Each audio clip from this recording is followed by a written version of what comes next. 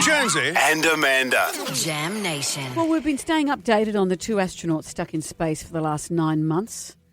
Barry Wilmore, known as Butch Wilmore, and Suni Williams. They're only supposed to be up there for 8 days. It ended up being 9 months. Usually the maximum stay for astronauts at the International Space Station is 6 months.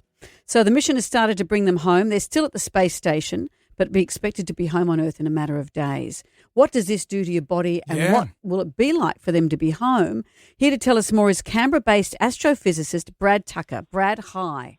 How's it going? It's going very well. How's it going to go for them? What's happened to their bodies in space for 9 months? Yeah, as you said, there's a lot of changes that you go into these longer duration missions. Things like your bones.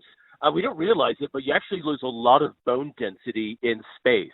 And we know that for every 6 months you spend around the space station, you lose 20 years worth of bone density loss. Wow. Yeah, so they'll come back like they have the bones of a 60 or 70-year-old. And that's huge, and that doesn't get repaired. It takes a while for your heart to get back to normal because your heart actually adapts to being in space and gets a bit lazy. You have to think about on Earth, we're used to our heart pumping against gravity. Well, if you remove it, our heart adapts to that, but then you get back down, your heart can no longer pump enough oxygenated blood to the brain, so you get things like you get faint, and you feel lightheaded, and you actually can't even stand up without fainting.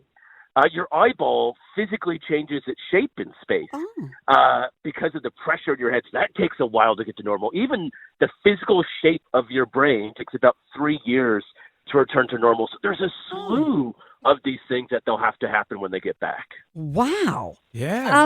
And how are they helped to do that? Do they have to live in a certain enclave to have this stuff repaired?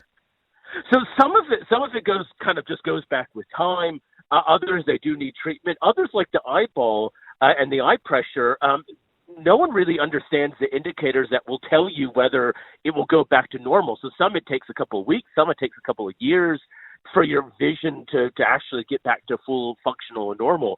So there's a lot of these things where they just don't understand, and that's actually where Butch and Suni will be interesting as almost guinea pigs to say because most of the data comes from younger astronauts in their 30s into the early 40s, late 20s, or only up there for 6 months. They have both been into space. They're late 40s, early 50s, and have been up multiple times. So we'll actually learn a lot from their long exposure and how to potentially treat these things going into the future. Is there any benefits from being in space for a long time? Like, there's a lot of negatives, it seems to me. Are there benefits? So you get taller. So it's a quick way of growing because your spine stretches. You do eventually lose that. Right.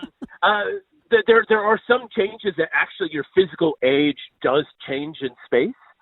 They've actually measured this between two identical twins, and we're actually to measure at a genetic level a change in aging in space.